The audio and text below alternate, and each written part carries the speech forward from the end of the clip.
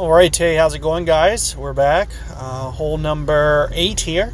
Gonna do some revision for you guys, and staying away from things like extra mile, in my opinion, is gonna be more valuable here. It's gonna give you more consistent results. So we're gonna try to do a quarterback, even if it's an under quarterback. And if you really need to see an underdeveloped quarterback, you can go to my pro guide. I pulled it off with a quarterback 8 this morning. Yesterday, I almost pulled it off with a quarterback 6, but I think I hit a really bad shank, and it was about 1 yard too much on the pull that ended up costing me. But all things considered, I'm hardly ever going to do that. That shot was like 1 in 100. But I almost pulled this hole off with a quarterback 6. So keeping that in mind, it's not quite the same wind in pro, but if you do have a little bit underdeveloped quarterback, it would not hurt you to go see that video. Aside from that, in expert, you're going to get very north on the fairway edge. If you do only have 4 topspin on your quarterback, you're going to play it a little bit more aggressively than I am on your landing zone on this first shot. Whereas I'm going to lay back a little bit and utilize a little bit more topspin. But if you are to land, you're basically focusing on my second hop spot. As long as you can find a way to hit that second hop spot, you're going to have very consistent results, and give yourself the best chance possible to make this one on a consistent basis. And I want to keep in mind, we are seeing, I'm seeing quite a few, really, really good scores, 15 unders consistently, 14 unders consistently. So the competition is definitely getting fiercer. And, I think a lot of it has to do with taking these accurate clubs to the holes, as opposed to, just going balls to the wall with extra miles or whatever, fours.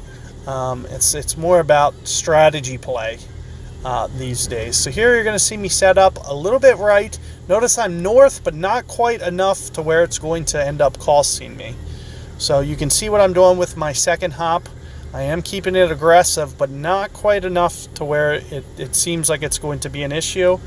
Aside from that, we're going to play rings very much spot up and just focus on hopefully perfect ball. There I am getting perfect ball. As I mentioned, if, for example, and you can see there, it is, good enough, and it's also coming in at the green.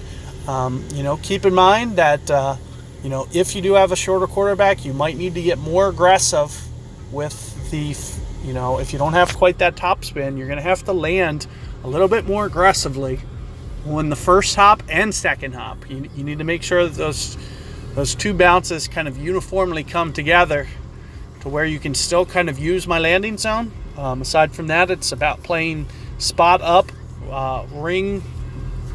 You just go 1-to-1. It's very spot on at max club. Even though it's not a max club shot, it plays max club because it's downhill. And here you see this says putt to win, so we're just going to go ahead and take this just to get a nice easy non-shootout here. So we'll just take that. I probably shouldn't have took it. I'm 6 under already. Jeez.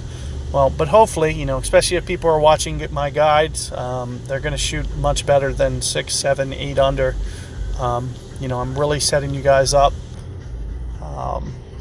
for success in these tournaments. I'm showing you that you don't need the fanciest clubs. We're going 7 QBs out of 9 holes and shooting 15 unders. So I mean, it really shows you that there's going to be some low scores in this tournament, and you don't need the best bags to make it happen. So good luck with that 8th hole, and check out my guide, hole number 9, for a updated revision on that one to close things out. So good luck there. See you guys on the next one.